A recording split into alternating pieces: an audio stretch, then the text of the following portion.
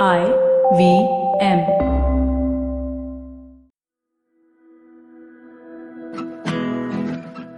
Queer, a word that you've seen go around on the internet, a word that you've seen friends and family often refer to very, very recently, a word that the dictionary defines as strange and unusual. I mean, it's 2020. I know the dictionaries are still taken seriously, but words have a lot of implied meanings and words have a lot of power. The word queer holds so much power. In the times that we live in today, I know that a lot of people are usually confused about LGBTQI+ and how do they figure out what means what and what syllable stands for what. But also there are some who call this a quote-unquote alphabet soup that's equally confusing. I know that there is so much to discover, there is so much to uncover. But what if I tell you there is a book out there that's supposedly a business book, which is part memoir, part testimony of the history of LGBTQIA+ movement that has happened in India, that attempts to be as exclusive to the privileged, to caste, to all the varieties of identities and all these variations that exist in India. It's something that looks at tradition, that looks at family in a completely refreshing sense. And also looks at how LGBTQI+ individuals could find a safe place at their workplaces. How could an HR who might not be someone who has a lot of idea about how this universe works, who can also help in facilitating a better dialogue, who can create a safe space for people at their workplace through LGBTQ+ inclusion. And at the same time, this book also traces and opens doors for so many different resources that you can easily access on the internet. Hello and welcome to Litnama. I'm your host Laxmi Krishnan, and on today's episode we're talking all things queer literature. And joining me for this conversation is someone whose day job is to be a vice president at Godrej and lab head of India Culture Lab, and a gay job of being an advocate of change at companies like Goldman Sachs, Tata Steel, KPMG and Visa, to just be fabulous and change so many lives at once. Please welcome, right after this short break, the author of Queeristan, Parmesh Shahani.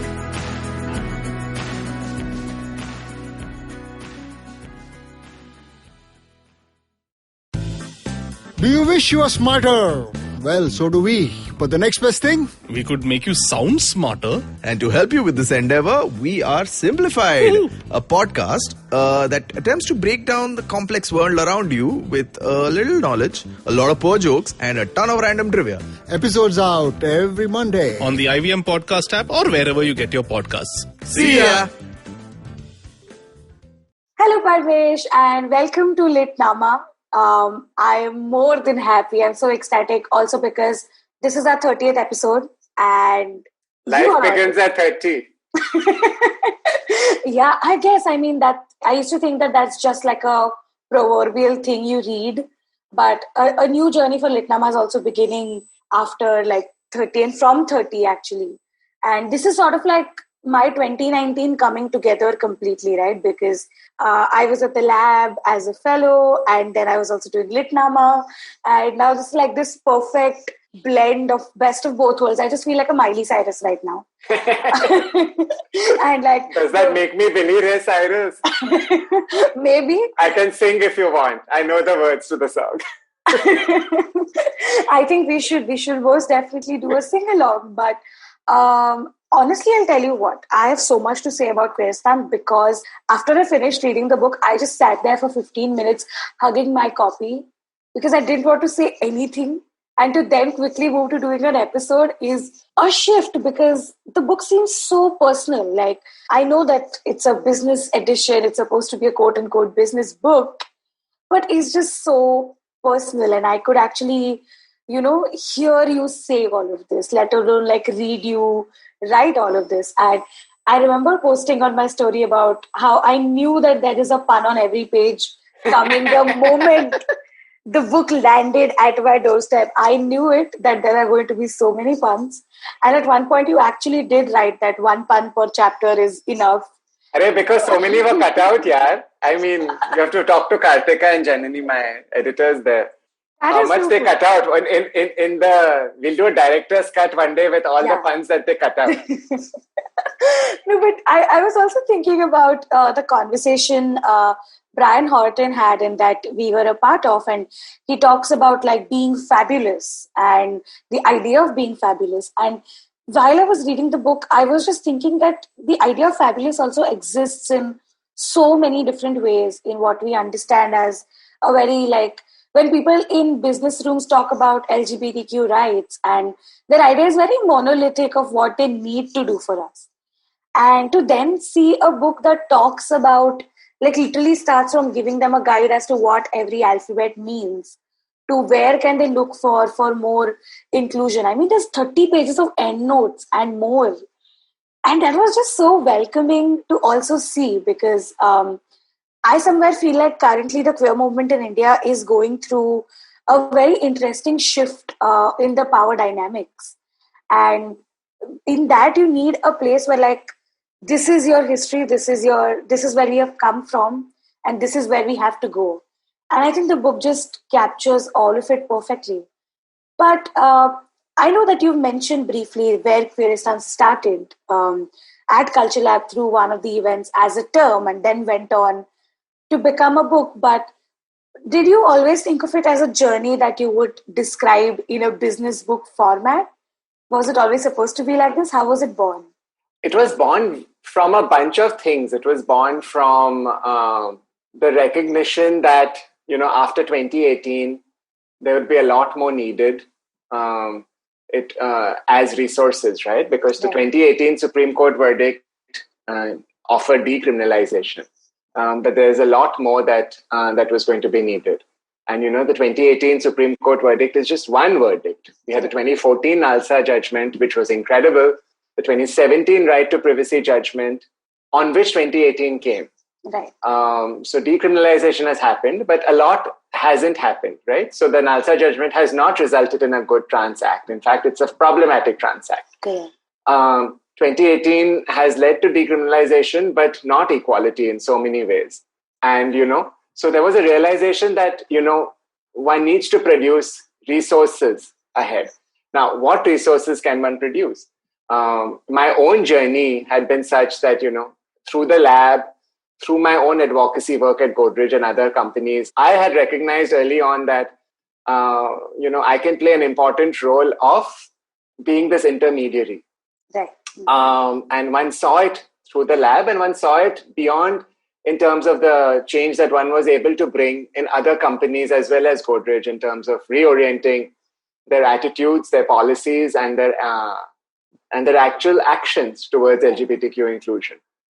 So one impetus of the book came, one has to provide a resource. And this also came from the white paper that Nainika Nambiar and me wrote in 2018 on transgender inclusion.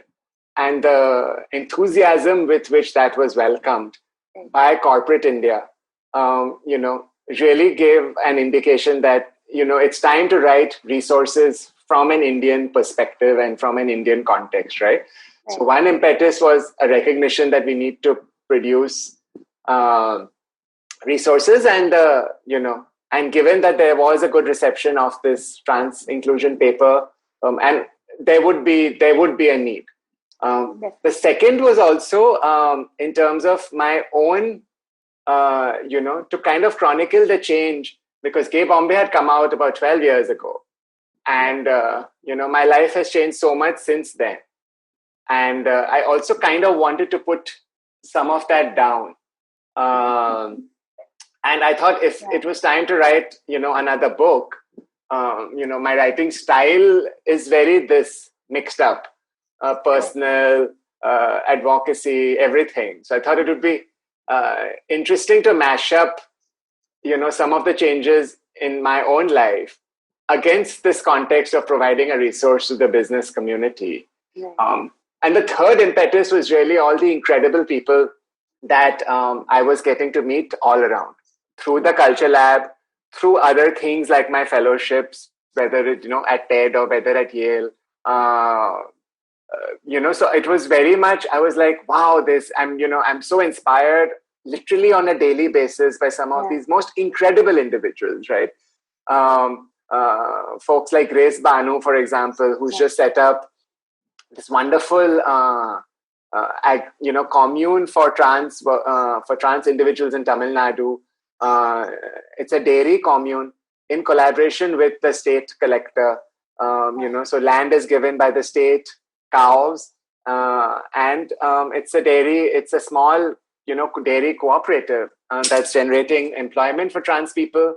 It's truly, truly win-win. Folks like Grace, right? Or Dhiren Borissa, incredible scholar at OP Jindal, or people from, other parts of the world as well, who I was encountering, like someone like Uncle Kathy or Ahmed Katrada, who was in the next cell of Nelson Mandela, who I was so privileged to have met and spend a day with before he passed away, and who really taught me about love and forgiveness. And so I thought that it would be really nice also to kind of share some of the stories of the people who have inspired me. So, a long-winded way of saying it's a mashup book, because the inspirations are also very, very mashed up. And then I thought, how do we put this together? It's one big. How do we make one big, like a good biryani out of all of this?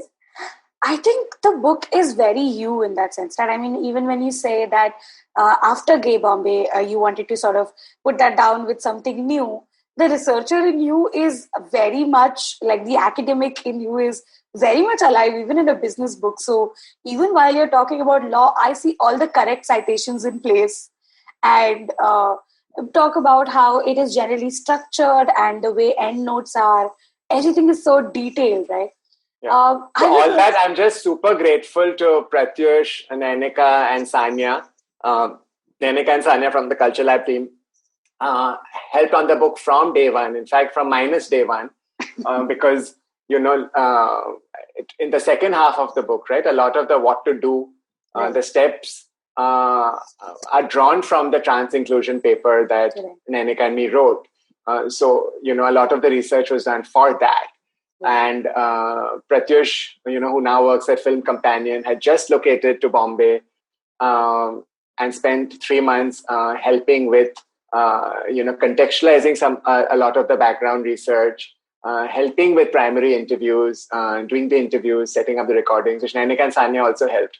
So a lot of the, the efficiency in that and the structure comes because I had incredible individuals who were helping with that as well.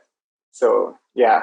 That is so cool. Because, when I even look at the book or I'm reading like certain sections of it, I feel like, I am there with you at a party, especially where you, this one excerpt where you talk about how you were dancing in a party or even when you met someone in like Kolkata or these instances which locate you across the country sort of also make the book very accessible. And one of my favorite chapters is actually the one where you talk about privilege. Of course, that ranks second to the chapter where you talk about Mumbai, because I think I can never rank anything above people who write about Mumbai. But yes, about privilege, it is so interesting how you even look at the Godrej legacy and the Baba Amte legacy one after the other, and how you define that privilege can exist in so many different ways. Or when you even think about how something opens up a door for you, there are just so many different ways that one can interpret that sentence. So I was also thinking, what kind of a role did this exposure sort of play for you? Because when I'm reading, I'm thinking like, are you really standing there in that room as composed, talking to a Sonam Kapoor? Or are you equally star-eyed? And so like, are you fangirling? What exactly does happen, I'm a big Bollywood buff. I fangirl everyone and everything. I try and be composed in that moment, but inside I'm like, oh my God, it's Sonam. And of course, so because I also talk about my early years and, growing up and how all of this was very much like an unattainable dream, right? Yeah. So I have not reached that state of being Zen-like and not affected or composed and not. I might not show it outside, but inside I'm still full of wonder saying like, OMG, is this happening? It's the same with Ian, my friend Ian, whom he's Sir Ian for y'all, but since I hung out with him for like a day, he's my friend Ian. McKellen, for all those who are listening. I was just going to say that, but Gandalf and Magneto for the younger listeners.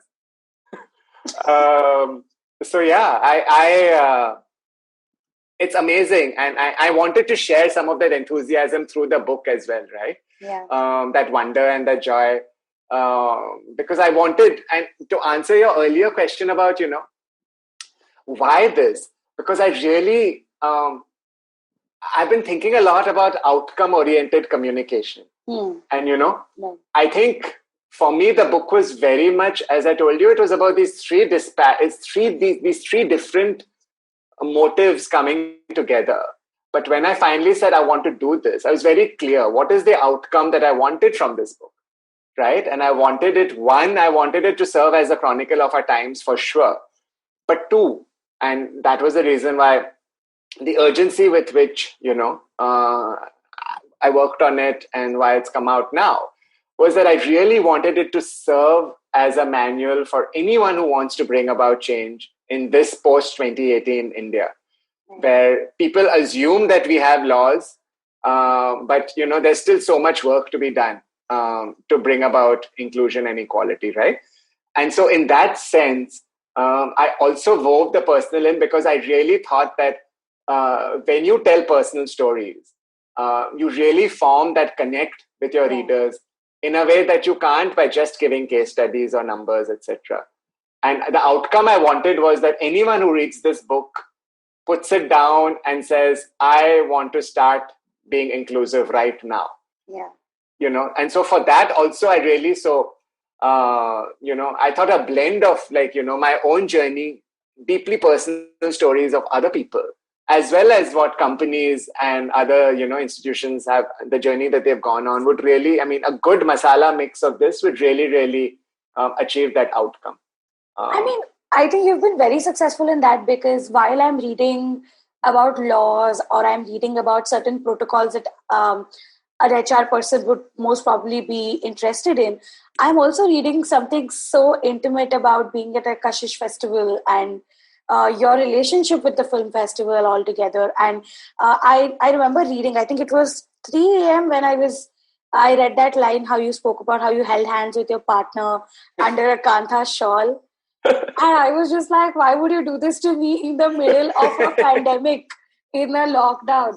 Now I want to buy a kantha shawl and find a partner and make this happen at a film festival. You have to go to Kashish when it's nowhere about, only Kashish. This cannot happen anywhere else. But I was also thinking, when you look at boardrooms, the perspective of boardrooms is very different in the book, but when you look at these very, very corporate spaces that you talk about jugaad resistance, where you infiltrate and then you change the system from within, how do you think that works for a queer person who's not in an HR position, right? So when I'm saying, for example, if I'm an employee somewhere and there are certain policies that might be a hindrance to my well-being or to my safety or comfort in this particular company, how can a queer person then approach that, right? So as much as I know that the book is for people, but does it assume what kind of power does it assume that the reader should have in a room to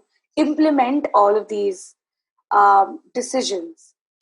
Yeah, so I've written it is,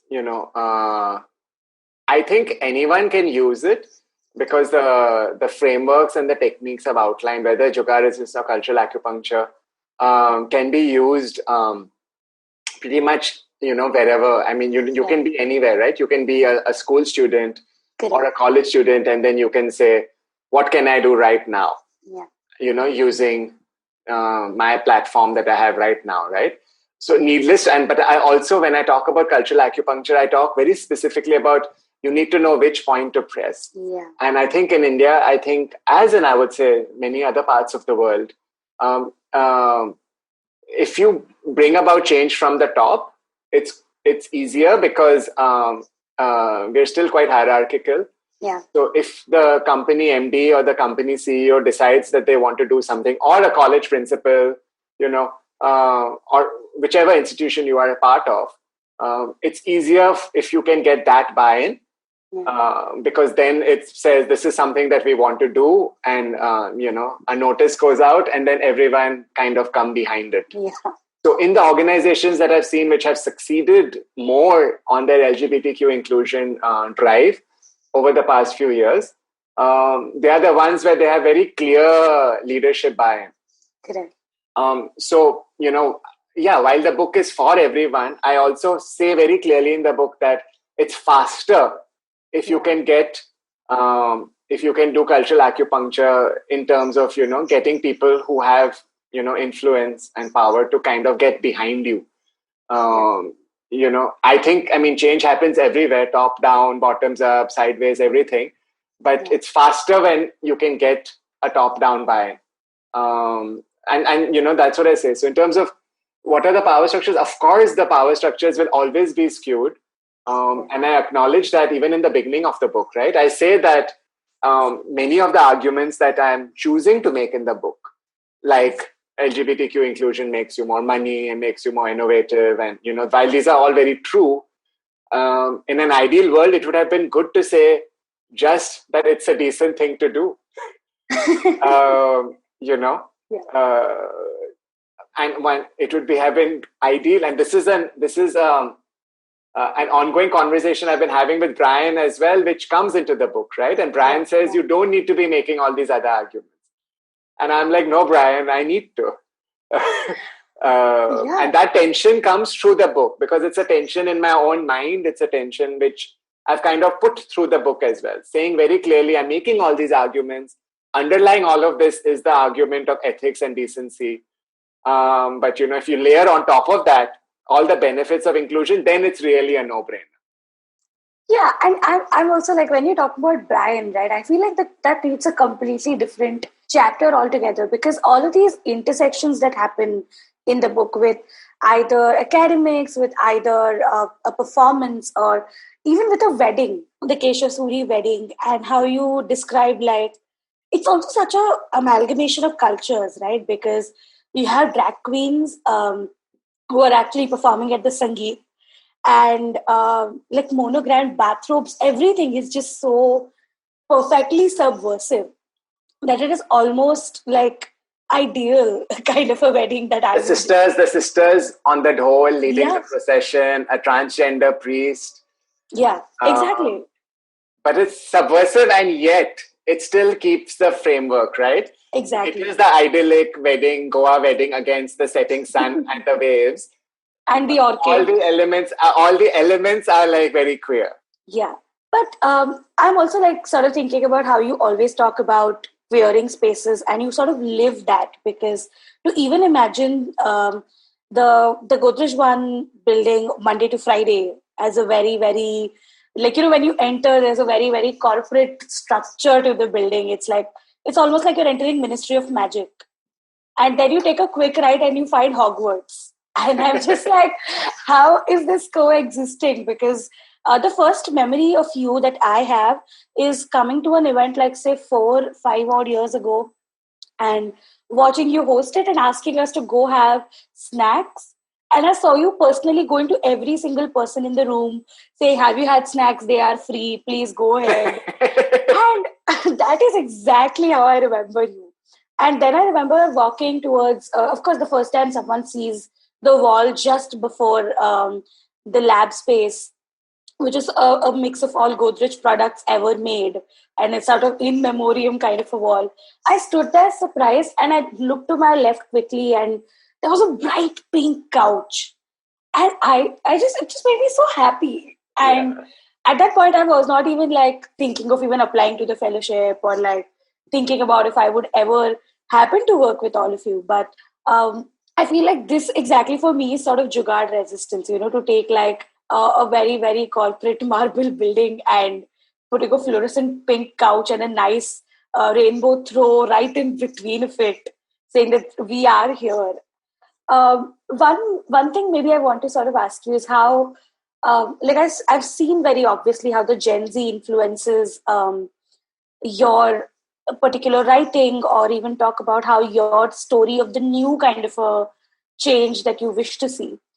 But how has it been navigating this with, you and I often have this riff-raff about language, where we've made enough memes and jokes about it, where we talk about right from understanding the language to understanding their ideology to so much more. But how has your interaction generally been?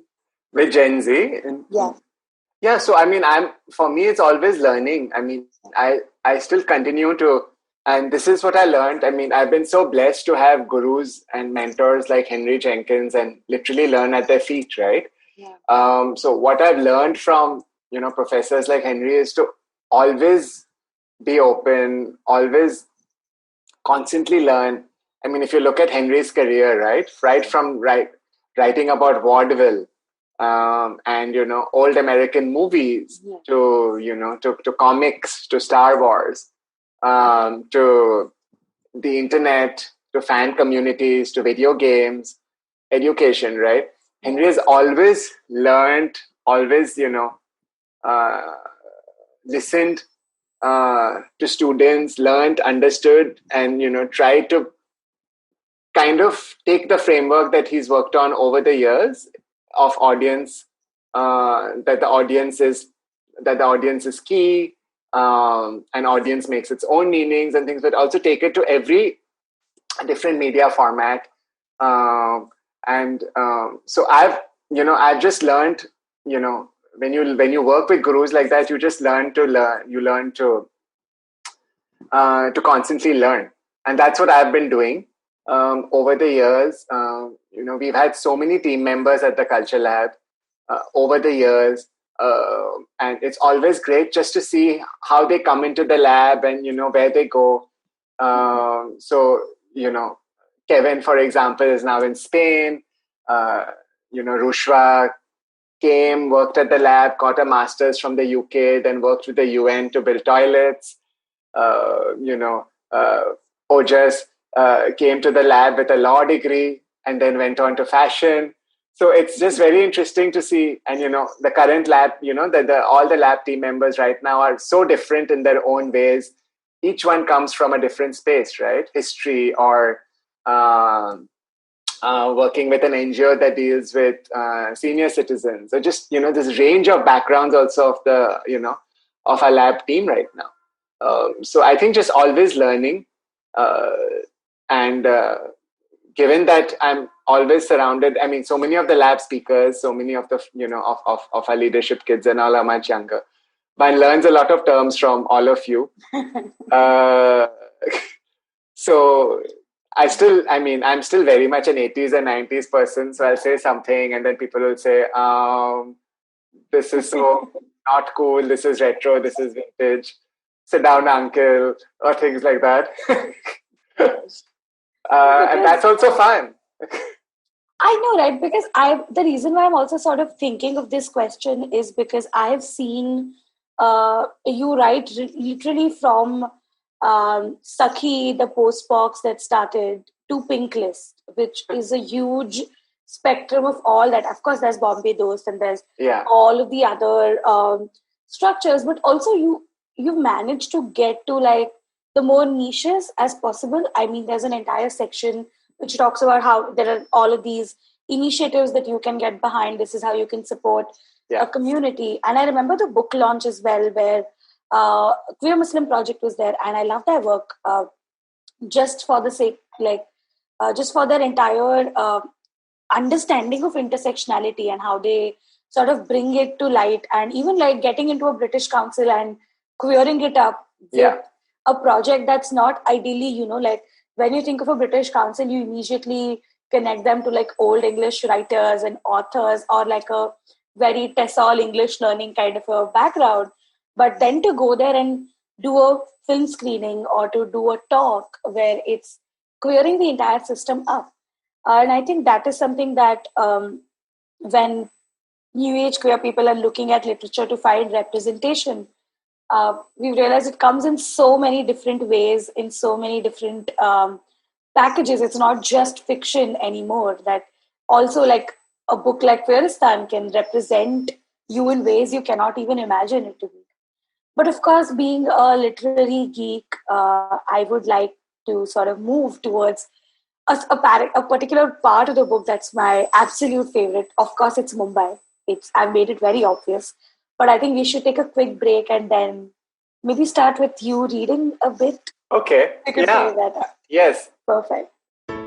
Hello, everybody. Welcome to another awesome week on the IVM Podcast Network. If you aren't following us on social media, please do. We're IVM Podcast on Twitter, Facebook, and Instagram. I'd like to thank our sponsors this week, Intel, for supporting us. First, right off the bat, want to congratulate Ashton Doctor on celebrating the 300th episode of The Habit Coach. It's a great show. If you haven't been listening to it, listen to it now. And if you listen to it, you can almost go for an entire year with an episode a day. It's really fun. Do definitely check that out. We had Siddharth Roy Kapoor on Gauri Devi Dayal's This Round's on Me. Great conversation over there. Arjun Koladi, the head of sales for Spotify in India, was on Advertising is Dead. Do check that out. Really fun show.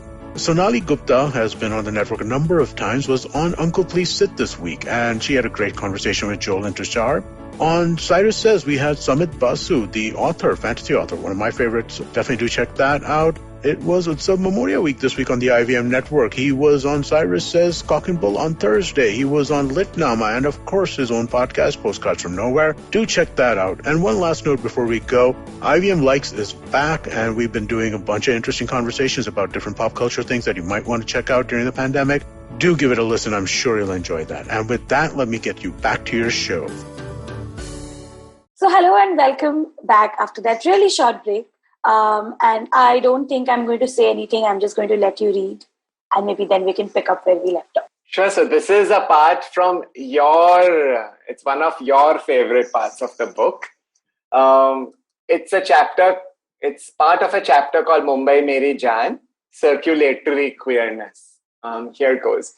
And before this, what has happened is that I've spoken at Franklin Templeton in Lower Parel. I've gone to their office. I've given a talk, and on the way back, my friend Durga, they sent me a video of them being harassed. So I've just seen it's a disturbing video, and I've met a bunch of trans folk at the Signal, and so I've just it's this intense day in Mumbai. And this is me on the way back. So large parts of the book are also this kind of stream of consciousness or me thinking in between journeys like this, right? So here goes. On my way back from Lower Parel to Vikhroli, as I waited in the car at the Elphinstone Bridge signal for 16 minutes without moving, I thought of how often I try and leave the city, and how I just can't. It keeps on drawing me back. Living in Amchi Mumbai is a rush, and the city's culture is my drug of choice. There's no turning back. You take the blue pill, the story ends. You wake up in your bed and believe whatever you want to believe. You take the red pill, you stay in Wonderland, and I show you how deep the rabbit hole goes. Remember, all I'm offering is the truth, nothing more. Morpheus to Neo, the Matrix. I choose the red pill and fly like the pigeons my nanny used to feed each evening on the balcony of her Kolaba home, right until she died. Fly by leafy Laburnum Road's Mani Bhavan for a Gandhian tableau. For two? Yes, please, thank you. Into the red light chaos of Falkland Road's old single-screen cinema houses like Alfred, where I salam old Rahman Bhai, the city's last original film hoarding painter. Hint, he's the uncle crouching over that 7 by 5 foot canvas in the cave-like atelier behind the cinema, painting Mughal Azam for me from memory.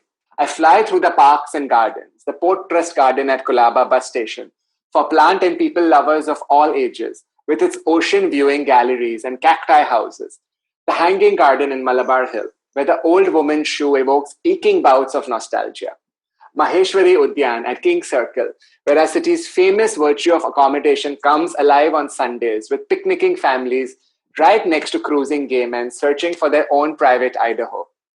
The Borivali National Park, the city's lung. My Vikhroli mangroves, now perhaps to have a bullet train slash through them. Pardesi, Pardesi jana nahi, mujhe chhod ke. How can I leave? Where will I go? Music and mayhem. In this city, beauty is everywhere. So is water. I don't drink it or swim in it, but fly over it. Over the Chowpatty beach during the Ganpati festival, where Thousands of idols are immersed in the sea by millions of euphoric, chanting, dancing worshippers, and where the sea regularly throws back 1.5 million metric tons of garbage during a monsoon high tide. Revenge is the sweetest thing, and Amitav Ghosh will smile wistfully reading this. I fly over Thane Creek, over the sacred Banganga tank, across the sea to the candlelit Elephanta caves to listen to midnight music. Hello, darling. Mwah, mwah. Why will you not go to Vakola Rickshawala? But it's raining. Fine, be like that. I perch myself on a red BST bus like a good Bombay crow. Caw, caw. Let's start at the very beginning. A very good place to start. So I take number 1 from the Kolaba bus station, watch it weave in and out of Muhammad Ali Road, alight at Dadar, walk past the Shiv Sena Bhavan and eat a yummy Kothambir Vari at Prakash, wash down with a thick saffrony piyush. Culture is not something to be consumed appointment-based in Mumbai. Every moment here is a cultural experience. I fly into the flies hovering over the sugarcane juice that I really shouldn't have in the monsoon. Fly into the fly that a cruiser has opened in the corner stall at Churchgate's infamous cruising loop. Yes, there are people, and yes, they are watching. Put hand into his fly. Close eyes. Exhale. Come away with me tonight. I fly on from one queer culture scene to another in Mumbai. New ones come up all the time. The Q-Knit parties, Salvation Stars, upper class soirees with only English music that I try and avoid because I really can't dance to anything other than Bollywood. Gacy with its LBT parties, Gay Bombay's long-running, mostly men-wala night outs, Maggie and board games at the queer-managed Guftagu Cafe at Mira Road, queer kite flying, queer finance workshops, queer everything. I fly into my mobile screen, swiping right on each of the new apps that come calling every few months. Blued, Delta app, Planet Romeo, Grindr, Scruff, Tinder, private worlds and public cruising, crushed amongst others on trains and during festivals, a pleasurable release, before being enveloped once again by the warm embrace of crowded anonymity. I wrap the city around me. It is my security blanket. Muse, nemesis, home. Mumbai, Meri Jaan. Yeah, Laxmi, that was it. Yeah, so honestly, again, this was another moment where my heart just like slightly crumbled into pieces because I read Kothimbir Vadi and Piyush. Yeah. And not going to Prakash is in so long is something I didn't imagine my life to be like. But here we are. This also is like a bird's eye view as well as like a worm's eye view at the same time. And it just goes in and out. And honestly, the bit where you talk about the idea of flying to then a fly and then to fly is it's just so beautifully written. And I just wanted you to read this because I want to bring people to the literary beauty also that can possibly exist in a quote unquote business book. I mean, of course it's you. How come you could not subvert the form to create this sort of jugaad resistance business book altogether? But even in writing, I think you got that right? Because the idea was also very much to queer the idea or queer the notion of a business book. Yeah. Like, who says a business book should be linear? Why can't you fly in and out? Who says a business book needs to be only about case studies and facts, right? Because business people are human beings, with emotions, with feelings, with values.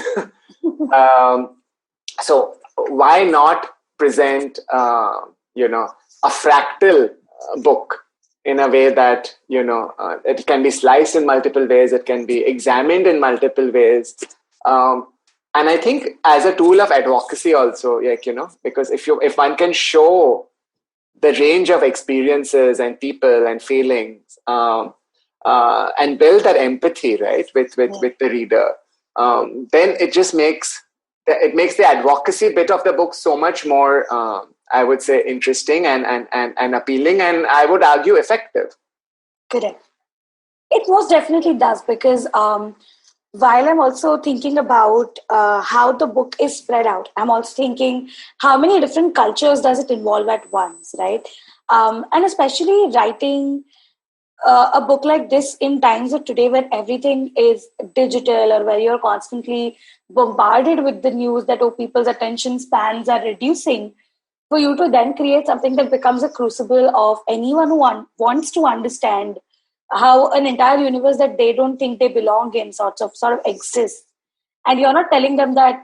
I also like how you talk about the allies in general, that you're supposed to support the system, not try to make your way into it, or, like the way it functions for you might be a little different as an ally. And you very rightly tell them that, hey, this is what LGBTQI plus means, HNK means this. And I feel like a lot of even queer people in India do not know what a hijra or what a panthi or what a koti actually means as a term. We've heard of it as maybe a slur, but not as what's the history behind a jogappa, and what does that mean, or what does that do to your collective history of Indian queerness if you imagine it as a identity or as a culture. So, like, I don't know if I'm fishing for a question here, or it's just something that's like an appreciation of what I read, but there's a line that sort of prods me, and I want to ask you, how has that been in your life, in your writing? On page 94, you write, while you're talking about Project Bolo, so while you're speaking to Sridhar Rangayan about their archive of queer videos, you talk about how you were featured as one of the interviewees in the Project Bolo videos. And you say, when I rewatched the video in which I am featured, I noticed that I spoke with so much urgency. I read the comments below my video. Someone fawns over my looks, another pronounces suicide and expresses sadness over his own homosexuality. How does one process this, death and desire, one above the other, on a digital timeline? I think this speaks more about the nation at the point in time we live in, right? Yeah. Because while you and I are talking about inclusion, while you and I are talking about the kind of privilege, we have to also talk about all the conversion therapy that exists, or all the kind of stigmas that exist around being queer in a workplace. That even despite the calls and constant calls for diversity and inclusion, it is very often like a very interesting Bajaj Allianz example that you gave at the end. It very often is just like a performative act to sound inclusive. And same-sex partner benefits are still not accessible to a lot of employees across the country. So does this constant dissonance between death and desire, how does it exist also in these corporate spaces? How does it exist in your life while you're also trying to balance advocacy and a proper day job, which is also very close to each other? Yeah, I mean, this is it's what I go through every day in terms of my own mental health. Recognizing how challenging the situation is all around. I mean, even so, that same, and I write about it right in the beginning, right? How every day I grapple with despair and hope. Yeah. I'll read something good, but then in that same newspaper there will be a story of an engineer in Hawaii, which is like 10 minutes from where I live, who committed suicide because he was being taunted by his work colleagues, right? And then you begin to wonder, what impact is one making if work colleagues are also, bullying someone to the point where things like that happen? Or you look at the numbers. According to the National Human Rights Commission report in 2018, 92% of India's trans people are unable to participate in any economic activity, right? And 62% of those who do face abuse and discrimination. You look at the Mingle Survey, which came out in 2016 as well. And again, about 2/3 of employees, and Mingle is it's a collective which did one of the first surveys of LGBTQ, experiences in corporate India. And the survey was conducted in progressive companies, progressive, Indian and multinational companies. So the sample size is anyway skewed. Yeah. But even in these progressive companies, these progressive big companies, 2/3 of employees reported that they were discriminated against, heard homophobic slurs, etc. Right? Yeah. So whether in real life, whether in people's homes with people forcing them into conversion therapy, forcing them into marriage, killing them, throwing them out of homes, whether in schools and colleges where there's so much bullying, whether in in the workplace. It's very, very challenging. And how does one reconcile this with the fact that at the same time, everything that I've chosen to focus on in Queeristan is not fiction. Yeah. At the same time, everything that I've chosen to focus on in Queeristan is also happening. For example, and I'll tell you how I come out of this, right? Yeah. Each time, something I read or I hear or, I learn about something bad, I recognize that at the same time, there are many queer small town events that are taking place in like Raipur Pride in Chhattisgarh or Awadh Queer Festival, right? In this same India, there are brilliant regional organizations like Zukia in Assam or Ya All in Manipur or, Trans Rights Now. I told you about Grace earlier. Yes. Grace Banu. At the same time, there are physical spaces coming up. So Gauri Sawant is building Aicha Ghar in Maharashtra. Manvendra is building an incredible center in Rajpripila for senior LGBTQ citizens, which is going to be incredible. At the same time, there are online spaces coming up, like, Dalit Queer Project, Queer Muslim. We spoke about Rafael earlier, Chinky Homo, Pinkless, so many incredible online spaces. So many foundations coming up, whether it's Keshav Suri, Solidarity, and many of these foundations are working very interestingly on intersectional work. So Solidarity out of Bangalore works on the rights of sex workers and trans citizens, which is like, a lot of the now new foundational work is intersectional. New queer archives coming up, like Kamra in Bangalore or Varta. New parents groups coming up, like Swikar and so many others.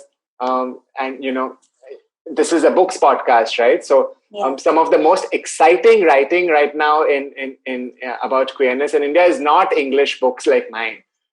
I mean, and I've tried to write so much. The real exciting work is happening in so many other languages, right? Whether it's a Revati's incredible autobiography, or a Mohana Swami, which first came out in Kannada, which have you read it? It's incredible. It's wonderful. Yes.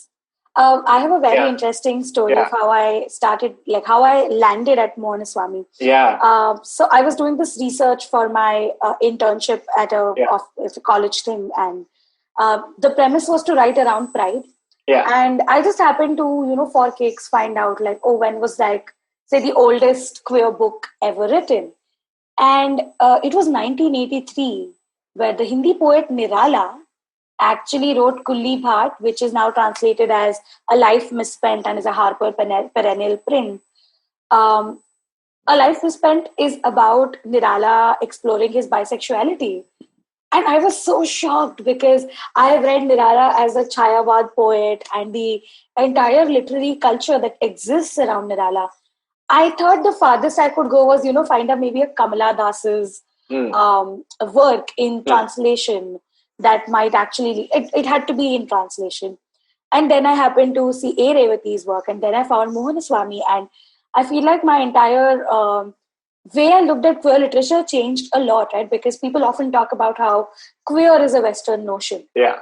And nothing like that existed in your country. But of course, like, we choose to not look at things. And I think one of the things I really found interesting in the book is how you talk about homophobia is a Western notion. Yeah. Not queerness, because we were always an exclusive community of people. Yeah. So queer literature also like is very well interspersed in this book, and which is why it excites me, because for me to generally, when people ask me what can I read in queer literature, and they give like recommendations saying, oh, you should read this Siman and the Homo sapiens agenda, and I'm like, no, look at the amount of thriving queer literature that comes or even behind, right? I mean, if you look at Salim and Ruth have written about Lihaf and Rekhti poetry, and Akhil Katyal recently has written about Ugra and chocolate, which goes, Ugra and chocolate, yeah, that's, I think, Kuli Bhag is very close to Ugra and chocolate. Yeah. So there's a history of that as well, right? So Laxmi, just to finish in terms of what gives me hope, right? So I read these stories, or I read My Father's Garden by Hansda, or I read Maya Sharma's, Loving Women, Being Lesbian in Unprivileged India. And I the stories give me such hope. I see so many new queer champions, right? Whether it's Duty Chand, whether it's Dr. Narthaki Natraj, so many queer champions coming up all over the country. I see the beginning of a political engagement, whether it's Disha Pinky Sheikh from Manchit Bahujan Aghadi or Apsara Reddy from Mahila Congress. I see so many politicians speaking up for, not enough, but I see a beginning of politicians at least trying to speak up for, whether it's Kanni Mozi from DMK, whether it's Shashi Tharoor from the Congress, whether it's Gautam Gambhir from BJP or Supriya Sule from NCP, right? And I see like what's been so exciting is I see schools and colleges, right? Like Tagore International doing a Breaking Barriers, LGBTQ initiative, artists in Mumbai trying to create a queer friendly. So in the middle of all this despair, how I clutch on to hope. Yeah.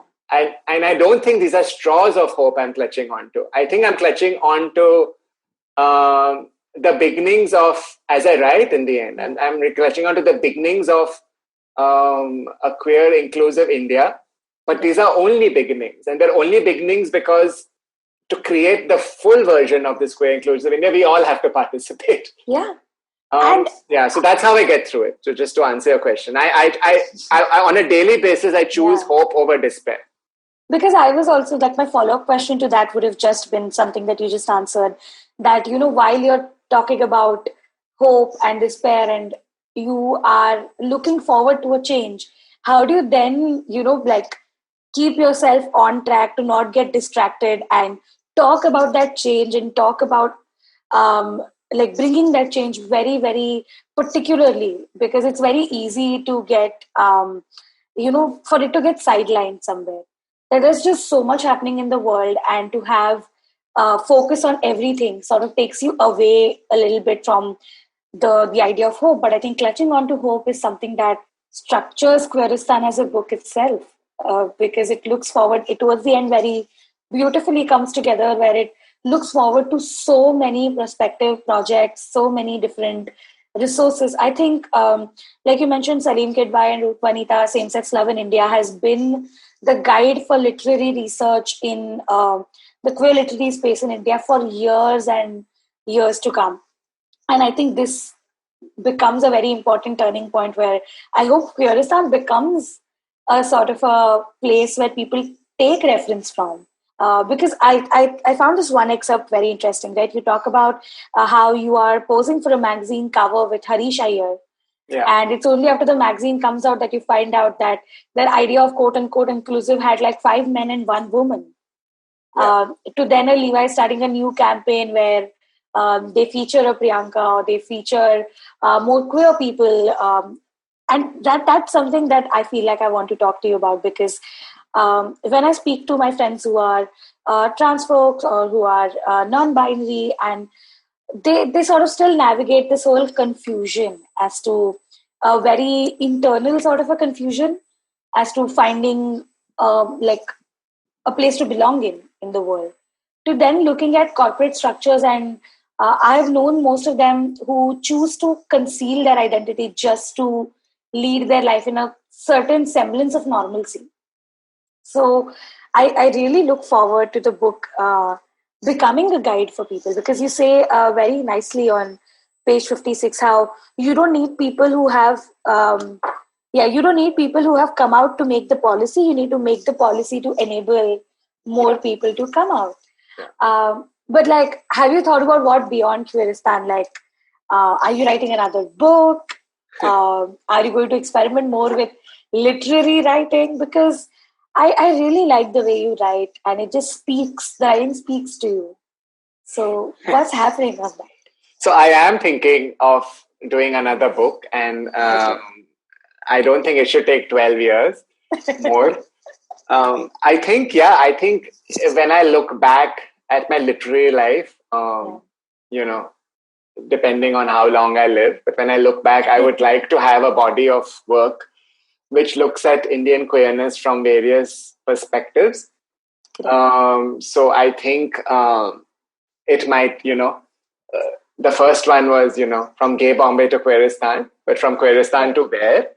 So, and it's strange because I was actually having a conversation with my dad about this, and he's like, but maybe you don't need to write another queer book. And at first I was like, oh, shut up. I mean, what else can I write? And then I thought about it. And I was like, it might be nice to write a book about straightness. Would that also be a part of Jugaad resistance? Maybe? But also to understand, because, I think I think over the years, and I was part of a session yesterday, because now it's webinar after webinar, and someone said, what is your bias? What is one unconscious bias? And I think I might be unconsciously biased towards straight people. I think I might have assumptions about them. I think, and I think I want to examine those and because there is nothing wrong, because straight people have spent years writing about queer people, writing about how they think queer people should live, what should they wear, how should they sort of exist in public spaces, and keep their quote unquote love and identity to their bedrooms. So I think it should, the other way around should actually start. But also I'm fascinated because I don't I have straight friends, of course. Yeah. But I don't think I've spent so much time in examining what is straightness to them. Now that you're saying this, I realize throughout the book, the way you describe queer people in so much detail, and with straight people, you're like, so I met them. And that happened. It's just so interesting. But it's true, right? Because that's my bias. I don't describe what they're wearing. I don't describe in detail. Yeah, it's just, this is a straight person, move on. Yeah. And, wow. Yeah, that's so obvious right now. My brain is just connecting so many dots. One thing I've also sort of taken notes of from the book is the amount of different fabrics you've spoken about. So we've gone from an ikat to a kantha to a nice sequined to a monogram bathrobe, and we've just gone through the entire fabric collection. And I think we've told you time and again that someday I would like to learn styling skills from you very, very soon. But it's hilarious because if you look at how post 2018 India, younger individuals growing up have very often gone through that phase where they're like, and they're very open about them questioning their sexuality, which is something that I didn't see in my generation, which is not that old. We are 97, 98 borns, but we were never open to our friends about, at say 16 or 17, that we are people who are aware that a sexuality exists, and all of them had things happening to themselves, and these were very isolated experiences that you couldn't say things to someone because you wouldn't know how would they take it. I think this is just a very 90s kids problems in life. But I feel so amazed to see the Gen Z, if you talk about it, or anybody who's born after the 2000s, to be so upfront about it and to be so open to also criticize something, saying that, hey, this is exclusionary, this does not include me, this does not represent me, and which is why it is wrong. I think it's something that you also speak about in the book, that the future is going to be inclusive and intersectional. But I think this entire conversation was less questions and more me fangirling about Queeristan, because it just makes me happy to find a book which actually talks about lived experiences, not just as a statistic. Yeah. I mean, I know what people are doing, what are they wearing, what were they having when you met them, what season was it when you met them, and it's just, I'm just curious, how many years were you actually taking notes to create something like this? So actually the actual process of it took 1 year, and with great help from Pratyush, Sanya and Anika. If it wasn't for the, for the research, for the transcribing, for the citations, for everything, it would have taken 2, I think, easily. So the putting the book together took 1 year, but the making of it, in terms of, took a lifetime, right? Because it's a lifetime of lived experience. I could not have written this in my 20s. First is I didn't have the experiences. And second, I didn't have the worldview.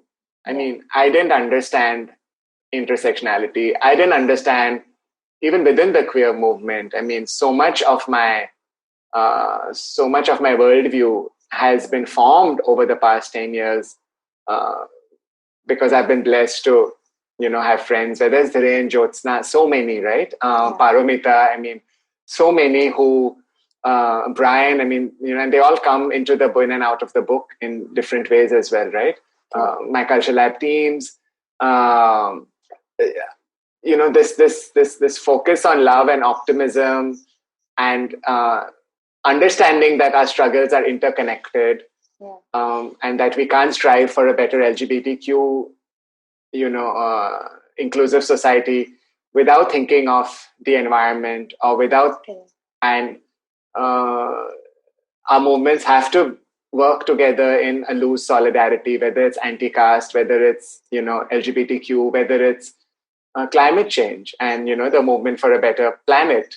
What young activists like Greta Thunberg are doing all over the world, right? And inspiring young people to come together. Or whether it's Black Lives Matter and, and the movement around race, which is now global. So I don't think so many years ago I had that language or the understanding or any of that, right? So I think ultimately books they come out when they have to. And I think this book could have only emerged at this point in this context. And I'm glad it did. I have one last question, which is sort of two-part question. Gay Bombay's revised edition also came out this year, early this year. Yeah. So to have two books go out in that quick succession, I also of course, I don't want to draw a comparison because they represent two completely different things altogether and two completely different sides of you. But if you could actually sort of trace yourself as a writer, what has changed from Gay Bombay to Queeristan? And that's one part of my question. And the second part is, I've heard a lot of writers who, after they publish a book, go back and think about, okay, I could have done something differently. Do you feel the same way about Queeristan? Could you have done some part of it differently? Is there something like that which might just, sort of translate into a third book? So yeah, that's my two, but not two, three-part question.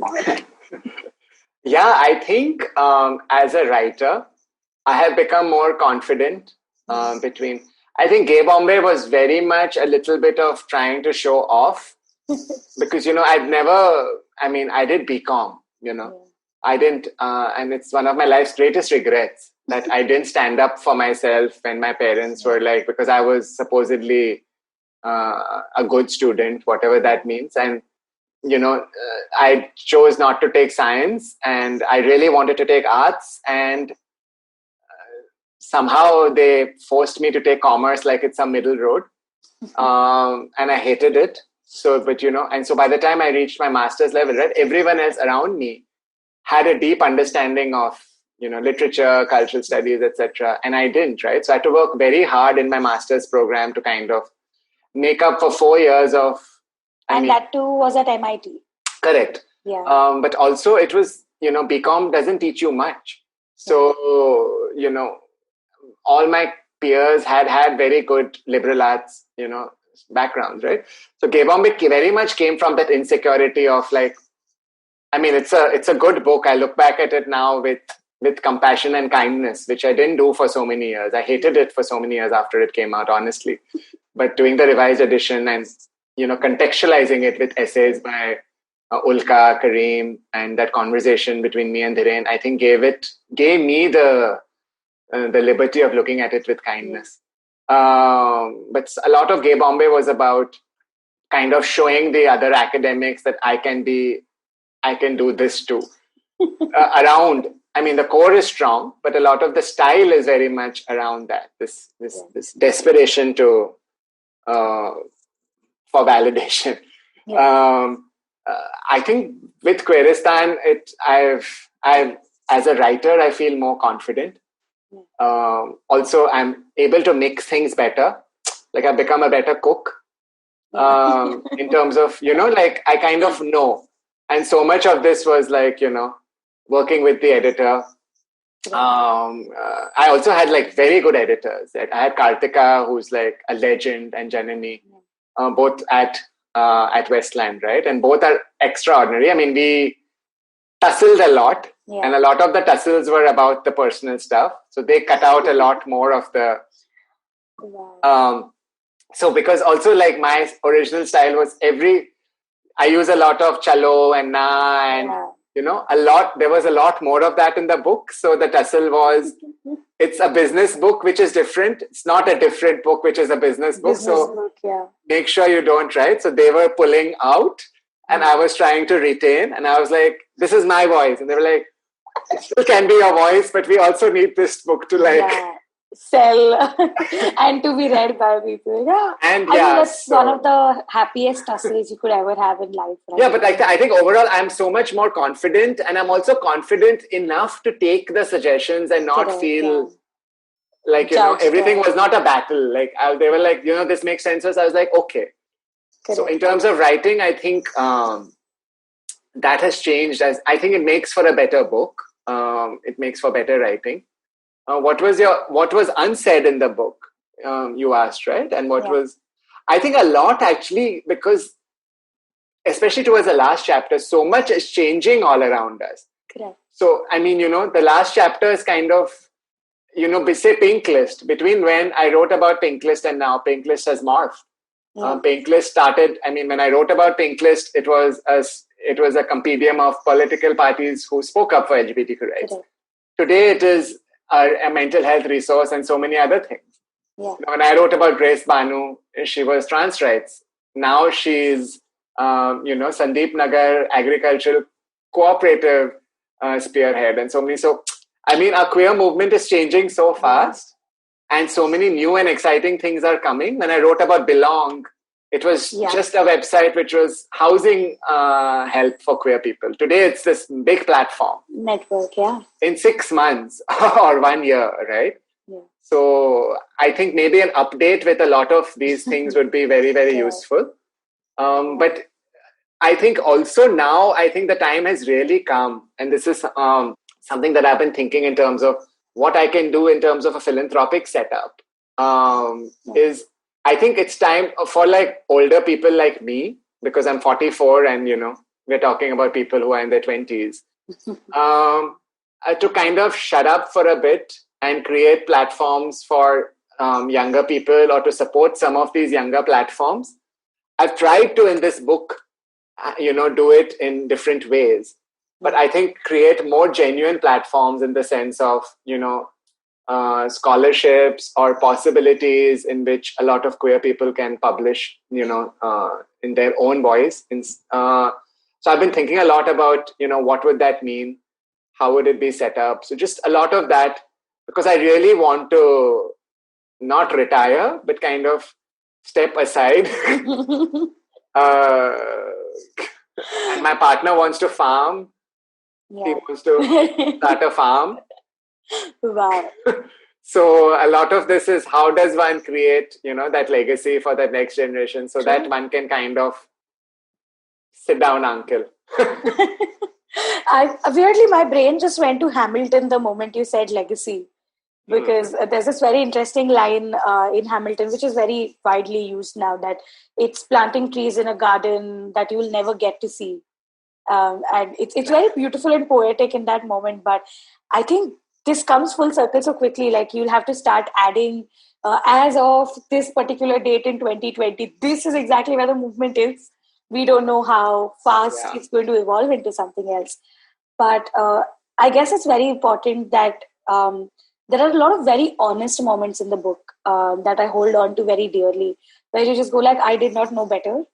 Like this one time you talk about this panel with Dhiren on it, and you're like, in retrospect, I don't like what I said. And I think this process of learning that keeps going on sort of fuels what like you are as a person, and that sort of reflects in the book. And I'm so grateful that you wrote this, even if it took you 10 or 20 years.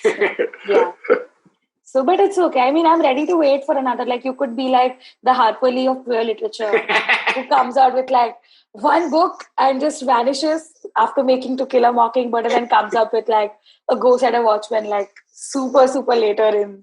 I don't know. I mean, if my partner has his way, we'll be, in some years, I will be on a farm somewhere. What will I do with all the ikkats and the kanthas? I think I'll send you my residential address any day, ready to get the ikkats and the kanthas. But no, honestly, it's been like, I think I had planned to say this ever since I decided to schedule a conversation, that it has been a fabulous time talking to you about literature in general, because from going from BCom to comparative media to studying with Henry Jenkins and bringing that back home, and you always had Culture Lab in your head, and I read that in the book as well, as you sort of shifted jobs and Godrej finally became home to it, and it has become a home to so many people, so many students who gain exposure to a very different kind of academia, kind of research and a world.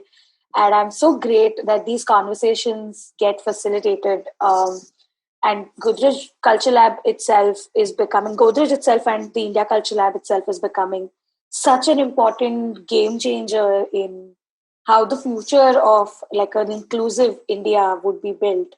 And I'm just so grateful you took out time to do this conversation and to also write the book. Thank you. And I'm also a huge fan of you and your podcast. Thank you. I'm just, I was hearing the Jane Borges podcast and saying, maybe one day Laxmi will call me also. And I'm so happy. Now I'm so happy that you called me. And now I'm going to pull a very you kind of thing where I'm like, oh really? Thank you so much. But inside I'm like, oh my god. So yeah, that works. Thank you. Yeah, no, thank you for doing. And to be on a podcast which talks about my beloved Mumbai so much as well, and with you, it's a blessing. So I'm grateful. Thank you, Laxmi. Thank you so much, and I just can't wait for more people to read Queeristan. And honestly, like if someone's considering, like whoever is listening is considering buying it, trust me, it's a very worthy investment for you, because it's going to lead you to more books. It's going to lead you to more resources. It's going to lead you to a completely different space where you look at how things exist, and you know that even you can bring a change on both an individual level and on a proper corporate scale. So I just hope more people read it. And of course, I'll send you a picture when I coerce my work library to have this as the first book that we get to structure it. So thank you so much, Parmesh. Thank you so much. Thank you. So cool. Thank you. Perfect.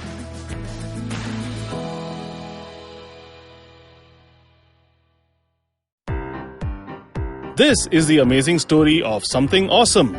Once Chuck decided to start a podcast, and so he did. The end. Okay, that was a crappy story. But I've got some really cool stories over at my new show, The Origin of Things. On this podcast, I look at the stories of how brands came into being and sometimes evolved out of quite unexpected circumstances. And to make it really fun, I reveal the name of the brand and sometimes a category only at the very end.